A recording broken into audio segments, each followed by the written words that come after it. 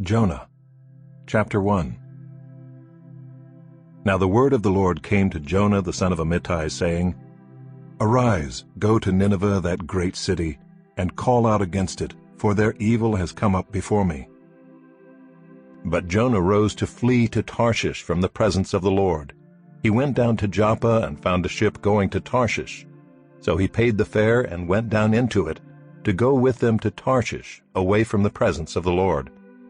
But the Lord hurled a great wind upon the sea, and there was a mighty tempest on the sea, so that the ship threatened to break up. Then the mariners were afraid, and each cried out to his God. And they hurled the cargo that was in the ship into the sea to lighten it for them.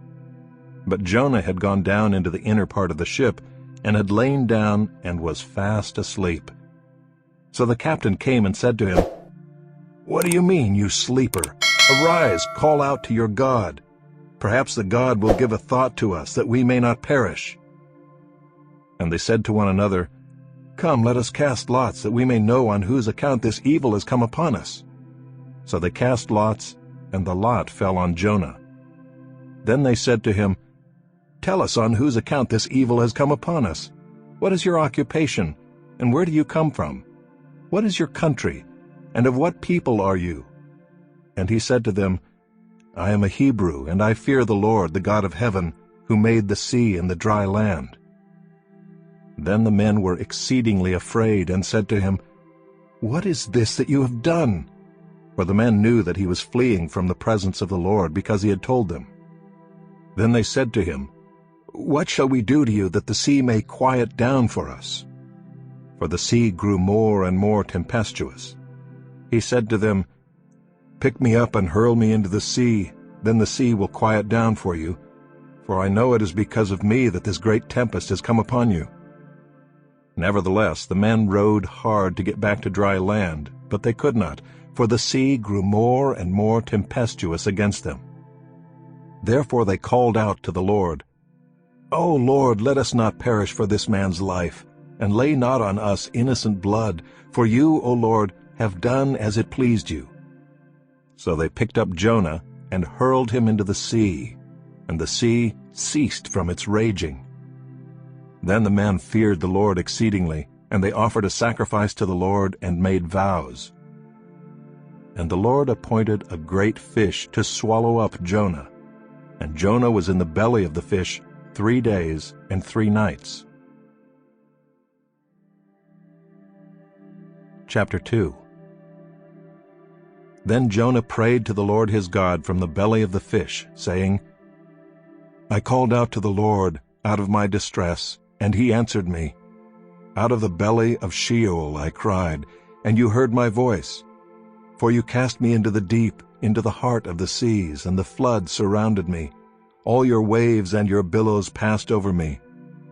Then I said, I am driven away from your sight, yet I shall again look upon your holy temple. The waters closed in over me to take my life. The deep surrounded me. Weeds were wrapped about my head at the roots of the mountains. I went down to the land whose bars closed upon me forever. Yet you brought up my life from the pit, O Lord my God. When my life was fainting away, I remembered the Lord, and my prayer came to you into your holy temple. Those who pay regard to vain idols forsake their hope of steadfast love. But I with the voice of thanksgiving will sacrifice to you. What I have vowed I will pay. Salvation belongs to the Lord. And the Lord spoke to the fish, and it vomited Jonah out upon the dry land. Chapter 3. Then the word of the Lord came to Jonah the second time, saying, Arise, go to Nineveh, that great city, and call out against it the message that I tell you. So Jonah arose and went to Nineveh according to the word of the Lord. Now Nineveh was an exceedingly great city, 3 days' journey in breadth. Jonah began to go into the city, going a day's journey. And he called out, Yet 40 days, and Nineveh shall be overthrown. And the people of Nineveh believed God. They called for a fast and put on sackcloth, from the greatest of them to the least of them. The word reached the king of Nineveh, and he arose from his throne, removed his robe, covered himself with sackcloth, and sat in ashes. And he issued a proclamation and published through Nineveh, "By the decree of the king and his nobles, let neither man nor beast, herd nor flock, taste anything. Let them not feed or drink water, but let man and beast be covered with sackcloth, and let them call out mightily to God. Let everyone turn from his evil way and from the violence that is in his hands. Who knows? God may turn and relent and turn from his fierce anger, so that we may not perish." When God saw what they did, how they turned from their evil way, God relented of the disaster that he had said he would do to them, and he did not do it. Chapter 4. But it displeased Jonah exceedingly, and he was angry. And he prayed to the Lord and said, "O Lord, is not this what I said when I was yet in my country? That is why I made haste to flee to Tarshish. For I knew that you are a gracious God and merciful, slow to anger and abounding in steadfast love, and relenting from disaster. Therefore now, O Lord, please take my life from me, for it is better for me to die than to live." And the Lord said, "Do you do well to be angry?" Jonah went out of the city and sat to the east of the city and made a booth for himself there. He sat under it in the shade till he should see what would become of the city. Now the Lord God appointed a plant and made it come up over Jonah, that it might be a shade over his head, to save him from his discomfort. So Jonah was exceedingly glad because of the plant. But when dawn came up the next day, God appointed a worm that attacked the plant so that it withered.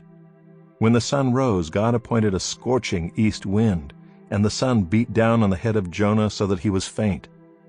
And he asked that he might die, and said, "It is better for me to die than to live." But God said to Jonah, "Do you do well to be angry for the plant?" And he said, "Yes, I do well to be angry, angry enough to die." And the Lord said, "You pity the plant for which you did not labor, nor did you make it grow, which came into being in a night and perished in a night. And should not I pity Nineveh, that great city in which there are more than 120,000 persons who do not know their right hand from their left, and also much cattle?"